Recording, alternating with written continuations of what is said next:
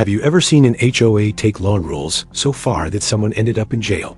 And if you've seen anything like this, comment below. What would you do if brown grass turned into handcuffs and a cell door? This story began as a warning letter taped to a mailbox and ended with flashing lights. It happened in Leander, Texas, where summer heat can cook grass into dust. I lived across the street from a quiet woman who worked 2 jobs and kept to herself. Her yard turned brown during a drought that even the city acknowledged. The HOA didn't care and sent weekly violation notices anyway. They fined her, stacked fees, and demanded resod despite water restrictions. She asked for an extension and showed the city drought notice. They denied it and escalated. My reaction was uneasy because I'd seen HOAs push paper farther than sense. They filed a civil enforcement action claiming contempt for unpaid fines. A private HOA attorney handled it, not the city. The court date was mailed to the wrong address listed by the HOA. She never showed because she never knew. So I planned to help by documenting everything I could as a neighbor. I pulled public records for the drought declaration and water use limits. I photographed her yard and others that looked the same.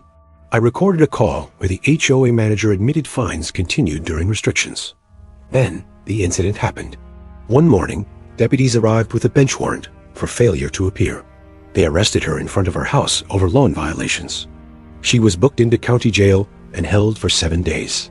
I was stunned and angry at the same time. What I planned next was to make the paper trail louder than the HOA.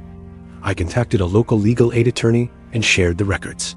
We gathered the deed, HOA bylaws, fine notices, and mailing logs. We requested body cam footage and jail intake records. We pulled the court file showing the mismailed notice. Then we executed. The attorney filed an emergency motion to vacate the warrant. They attached drought orders, photos, and a recorded call. They argued improper notice and excessive enforcement. The judge reviewed everything and ordered her release. The consequences hit the HOA fast. The court dismissed the fines and sanctioned the HOA attorney. The county reviewed the arrest policy tied to civil HOA matters. The HOA's insurance stepped in and forced a settlement. They paid damages and agreed to policy changes. The payoff was watching her walk free and smile again. Her grass stayed brown until the rains returned. The HOA stopped issuing drought-related violations. Justice didn't come from yelling, it came from records. If this story made you think twice about petty power, share what you would have done.